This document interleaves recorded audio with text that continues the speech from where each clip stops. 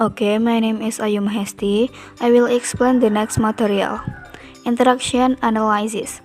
Interaction analysis was initiated in subject classroom. Alright proposed that classroom interaction be accounted for in terms of three types of analysis. The first is a turn-taking analysis. Turn-taking analysis, which consists of several categories grouped under the general heading of turn-getting and turn-giving. The second is a topic analysis. A topic analysis which makes use of such categories as instance of the target language intended primarily as models. For example, the teacher says something for the learner to imitate. An instance of communication concerned primarily with information about the target language. And the third is a task analysis. A task analysis which does not provide a detailed set of categories but distinguishes tasks at the levels of turn-taking and topic management, and also at the cognitive levels. The next topic is teacher talk. The study of teacher talk parallels that of foreigner talk. The language that teachers address to L2 learners is treated as a register with its own specific formal and interactional properties.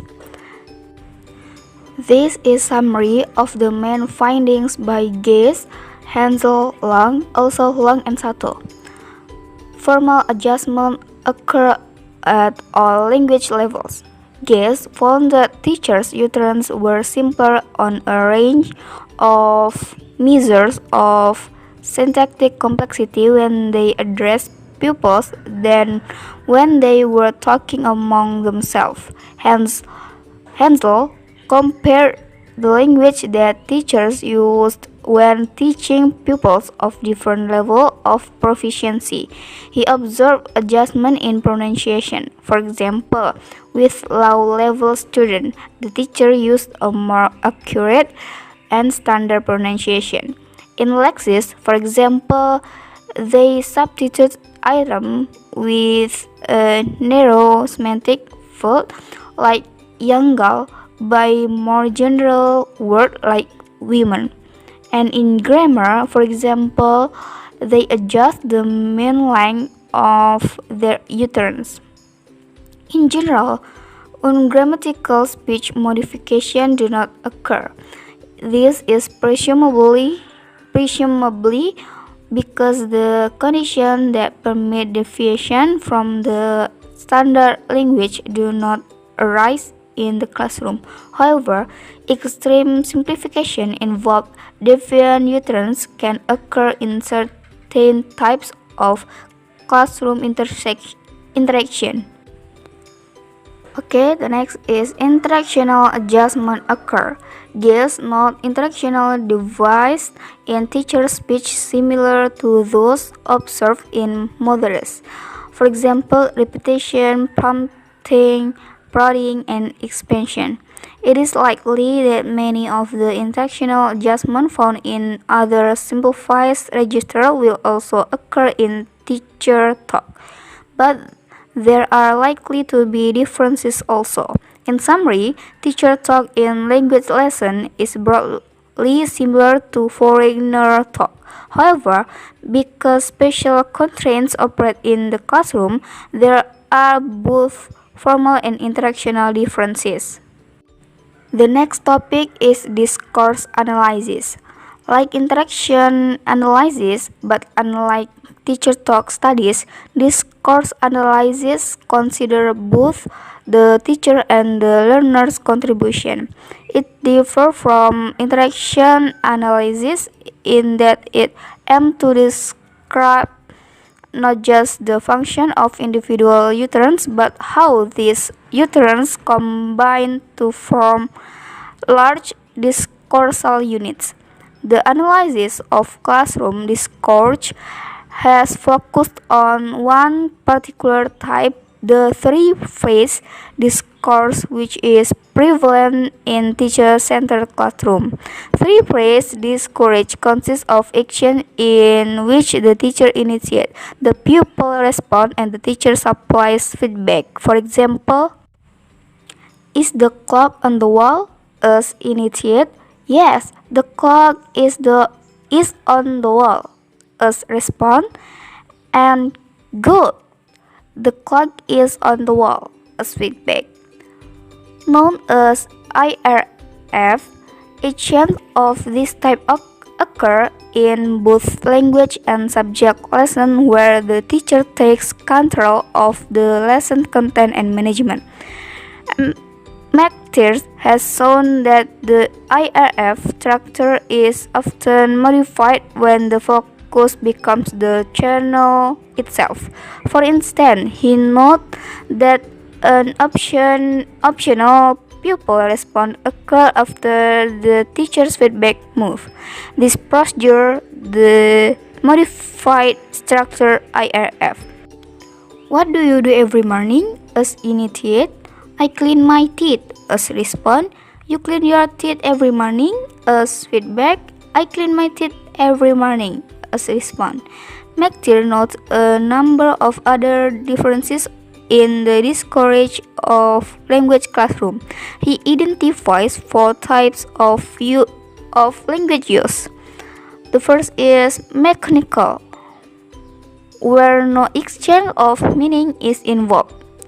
The second is meaningful, where language usage is contextualized but still no real information is conveyed.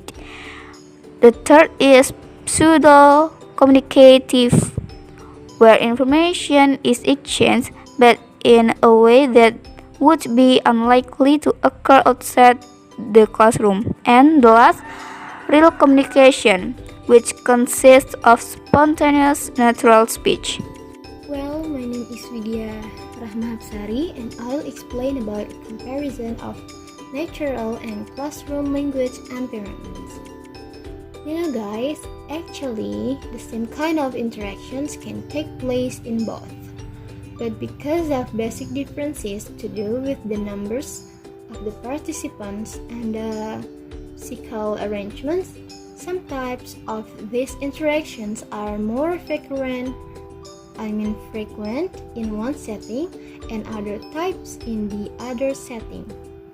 As Presence 1976 comments, classrooms can afford opportunities for genuine communicative exchange, while in natural settings, learners can engage in formal study. Jadi interaksi ini bisa terjadi di keduanya, natural dan classroom. Tetapi karena perbedaan mendasar yang berkaitan dengan jumlah peserta dan pengaturan fisik, beberapa jenis interaksi ini lebih sering terjadi di satu tempat dan jenis lain di tempat lain, seperti yang telah disebutkan oleh pembicara sebelumnya. Natural dan classroom. Nah, seperti yang dikomentari oleh Creation, ruang kelas itu dapat memberikan kesempatan untuk pertukaran komunikatif yang asli, sementara dalam suasana alamiah, siswa dapat terlibat dalam pembelajaran formal. And thus, the comparison between natural and classroom environments as sources of input for SLA will depend on the frequency of different types of interactions which occur in each setting. In particular, it will depend upon the type of educational setting in which the L2 learners find themselves. Jadi, dengan demikian perbandingan antara lingkungan alam dan ruang kelas sebagai sumber input dari SLA akan bergantung pada frekuensi jenis interaksi yang berbeda yang terjadi di setiap pengaturan. Nah, secara khusus itu tergantung pada jenis pengaturan pendidikan di mana pembelajar menemukan diri mereka sendiri. Jadi tergantung si learner, pembelajar L2-nya, mereka lebih condong ke natural or classroom environments. And we can see on the screen, table 6.3 summarizes the main characteristics of a number of these settings.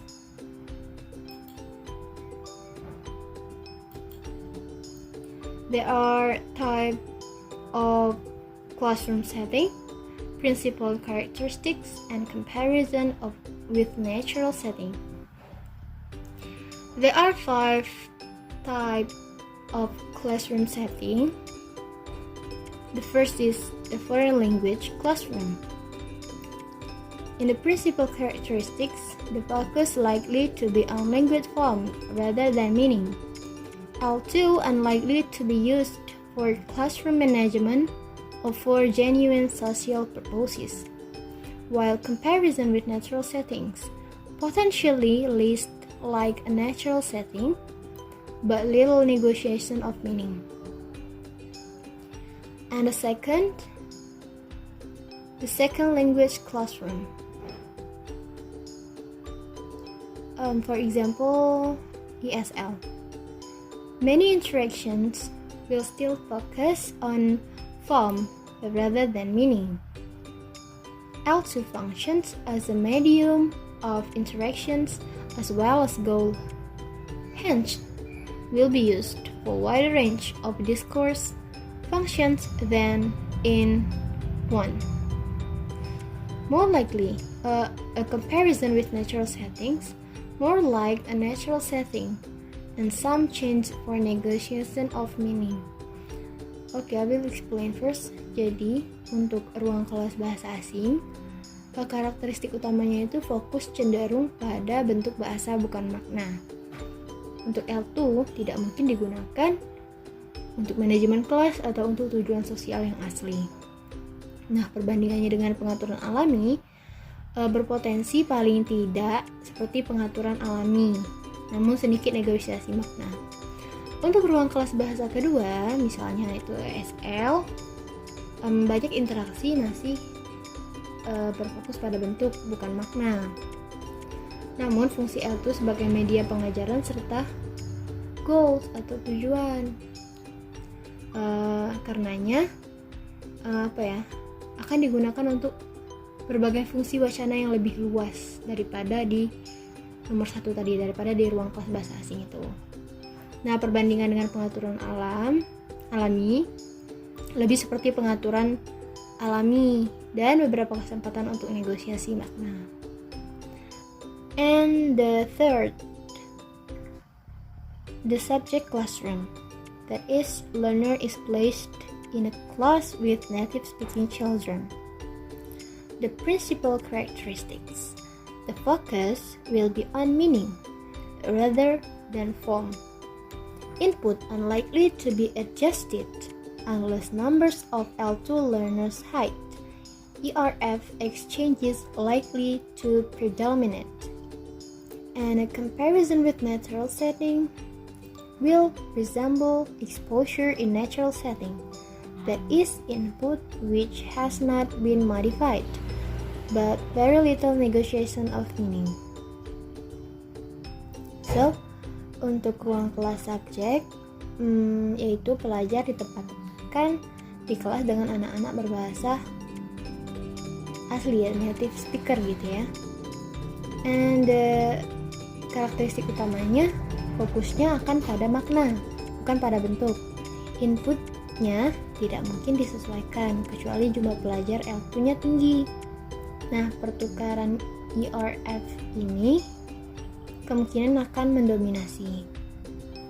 Perbandingan dengan pengaturan alaminya akan menyerupai exposure dalam pengaturan alami, yaitu input yang belum dimodifikasi, tetapi sangat sedikit negosiasi makna. For the bilingual classroom, that is where L2 learners receive instruction through both L1 and L2. The principal characteristics: mixed focus, sometimes on form, sometimes on meaning. No need for learners to attend to L2 if the same content is taught in L1 and L2, hence no input. Adjusted input will occur if L2 used to teach different subject content. And comparison with natural settings, potentially strong resemblance to natural setting. If learners have to attend to L2, negotiation of meaning likely. Untuk ruang kelas dwibahasa di lingkungan butuh, yaitu di mana pelajar L2 menerima instruksi melalui L1 dan L2. Fokusnya itu campuran, kadang-kadang pada bentuk, kadang-kadang pada makna. Tidak perlu peserta didik untuk hadir ke L2 jika konten yang sama diajarkan dalam L2 dan tidak perlu peserta didik untuk hadir ke L2 jika konten yang sama diajarkan dalam L1 dan L2.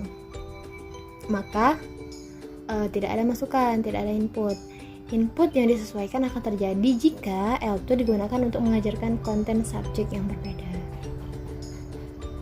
Nah, perbandingan dengan pengaturan alaminya, kemiripan yang berpotensi kuat dengan pengaturan alami.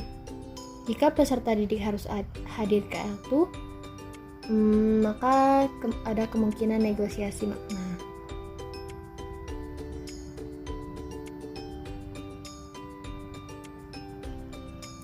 And the last, the immersion classroom.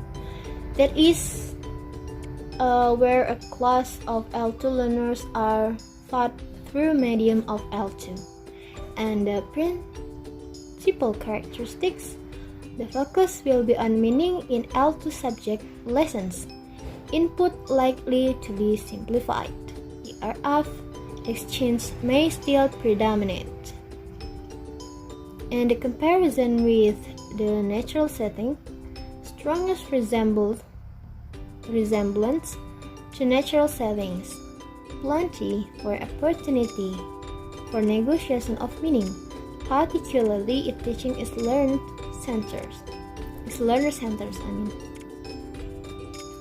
So, untuk ruang kelas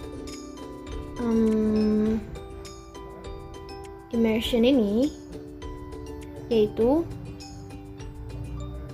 di mana kelas pelajar L2 diajarkan melalui media L2. Untuk karakteristik utamanya, fokus akan pada makna dalam pelajaran mata pelajaran L2. Jadi fokusnya tuh benar-benar pada makna. Dan inputnya cenderung disederhanakan. Nah, pertukaran IRF ini mungkin masih mendominasi. Kemudian untuk perbandingan dengan pengaturan alami, kemiripan terkuat dengan pengaturan alami dan banyak kesempatan untuk negosiasi makna, terutama jika mengajar berpusat pada pelajar. Okay, next is about the role of input and interaction in SLA. So far, the discussion has focused on describing and explaining the different types of input and interactions. But, however, the key question is whether SLA is significantly affected by the quality and quantity of the input and interactions. And if so, how? Jadi, untuk key questionnya, apakah SLA dipengaruhi secara signifikan oleh kualitas dan kuantitas input dan interaksi? Dan jika demikian, bagaimana caranya? So, this section will consider this question. It will begin with ways of investigating the effects of input and interactions. In order to demonstrate that input and interaction have an effect on SLA, it is necessary to establish a causal relationship between the L2 data made available to the learner and his output. Oke, jadi untuk menunjukkan bahwa input dan interaksi berpengaruh pada SLA, perlu untuk menetapkan hubungan sebab akibat antara data L2 yang tersedia bagi pelajar dan outputnya. And there are a number of different approaches have been used to this. First is the analysis of selected L2 input and interaction sequences. This is the approach adopted by Hatch and Long for natural SLA and by Ellis for classroom SLA. For example, Hatch examines example of native speaker learners scores and then speculates in what ways they constrain SLA. Seperti Hatch mengambil contoh gitu ya,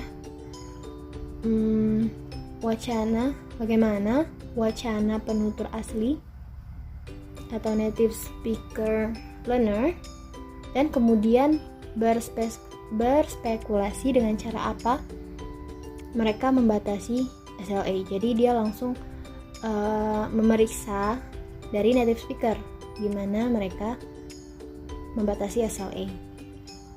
The second is extrapolation from studies of the role of input and interaction in first language acquisition. This is Crescent's approach.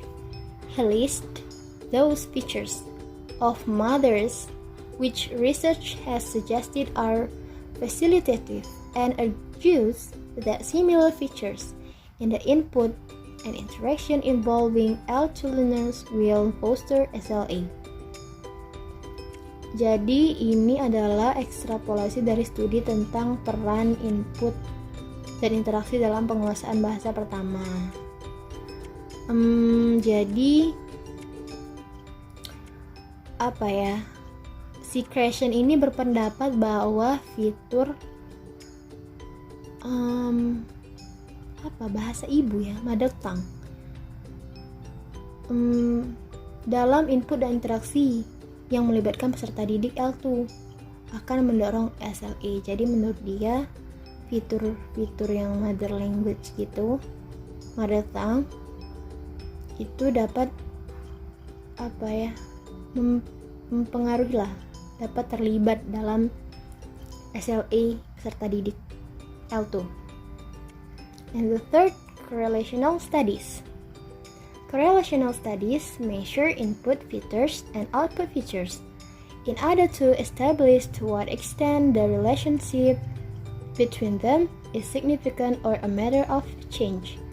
For example, the frequency of grammatical features of the input can be correlated with the frequency of the same features in the learner's output.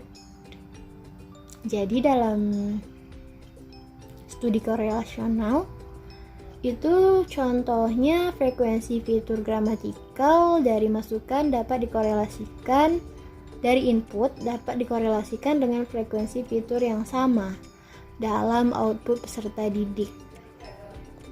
Mungkin ya diperbandingkan gitu ya, perbandingan antara grammatical input dan outputnya gimana gramatikalnya.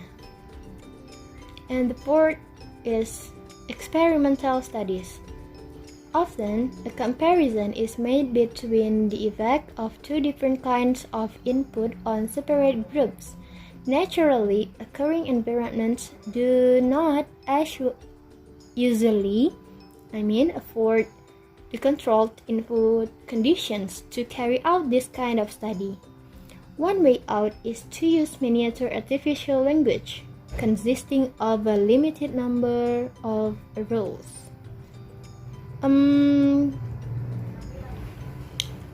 Untuk experimental study ini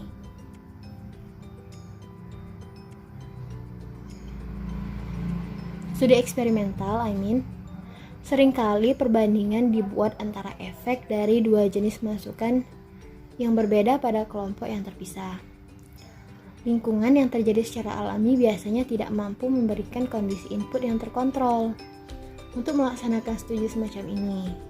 Nah, salah satu jalan keluarnya adalah dengan menggunakan buatan miniatur yang terjadi dari sejumlah aturan.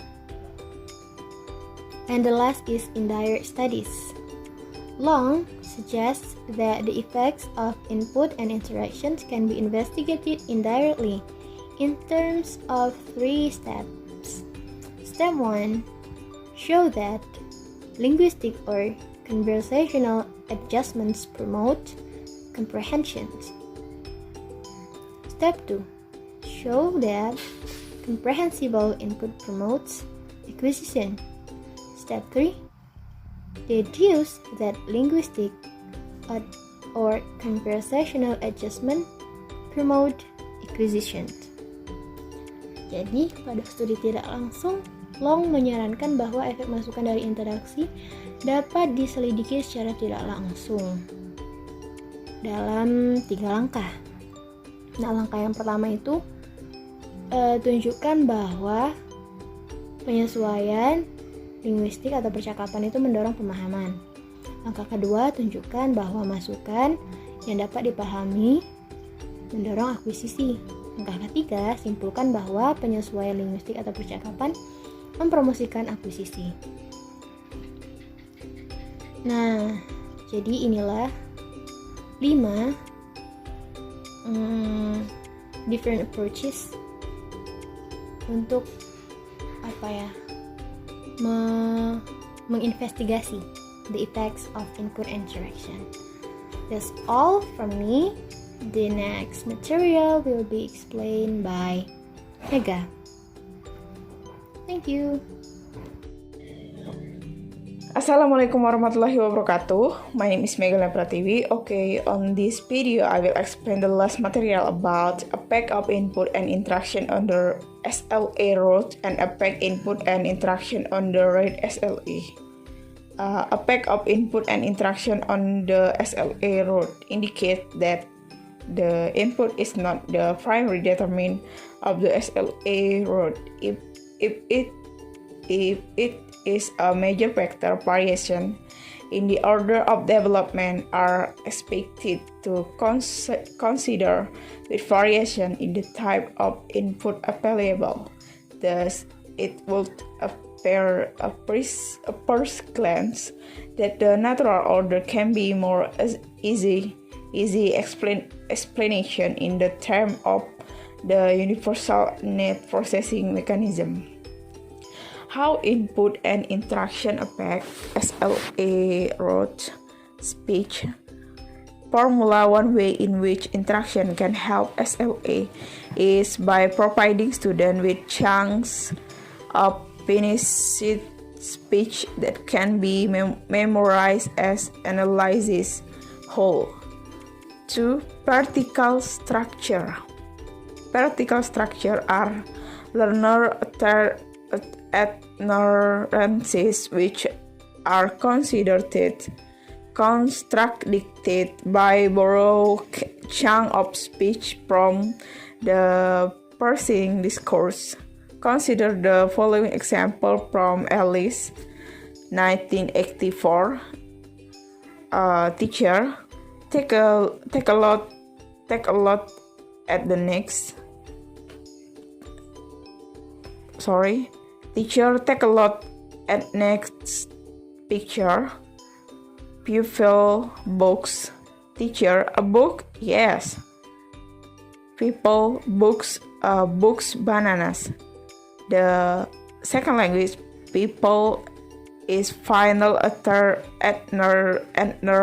can be seen to consist of a repetition of the teacher's predistinct ethnarchic. Example, a books plus an extra noun. It has been constructed vertical. Scalon 1976 has observed large number of similar contractions in first language acquisition. He find out that they are one of the principal means by which the child overcome the constraints on the links of his utterances imposed by processing limitation. 3. Frequency. Another way in which the structure of a conversation can influence the SLA rules by modeling certain grammatical forms which the learner then uses and constantly inquires. Other words, the first structure the learner acquires in the one he encounters most frequently. The relationship between input and output frequencies is uncertain. 4. Comprehensible input. Creation 1981 until 1982 and Long 1983 until has argued strongly that SLA depends on availability of understandable input before the learner internal processing mechanism can work. Creation presents a case for understandable input in the form of hypothetical input. He argues that for SLA to take place, students need input that contain example of language form, which according the natural order will be obtained next. And the last, input and intake. Only when the input becomes intake does an SLA occur. Input is second language data that students hear. The intake is the part of L2 that is assimilated and incorporated in the interlanguage system. We know very little about how the learner chooses from the input data he reviews. Okay, effect of input and interaction on the rate of SLA.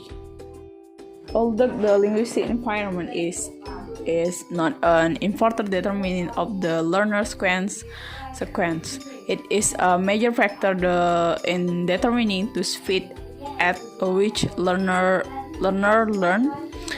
There have been a number of studies that have attempted to investigate the effect of input and interaction at the SLA level. Snow and Houtnagle-Hall 1982 examined class input for 13 Dutch English-speaking students aged 3 to 18. They found that although teachers and some native-speaking children, example, those in kindergarten and elementary school but not secondary school, change the way they spoke when speaking to L2 students, but the total number of speech exposed to the learner and the quantity species, especially at learner predict subsequent increases the language skill of different learner. Fillmore 1882 compared the progress of 60 L2 students in kindergarten classroom. He found the success in SLA second language acquisition occurred in 1. Classes with a high number of L2 learners where the class organization was directed by the teacher. 2. Classes with mixed L2 students and native speaking children but with open class organization. In contrast, small SLA occur. 3 classes with a high number of L2 learners but with an open class organization. 4 classes with mixed L2 students and native speaking children but with a teacher direct organization. 4 the studies show that amount of input that can be understood in the classroom does not determine of SLA level. Fillmore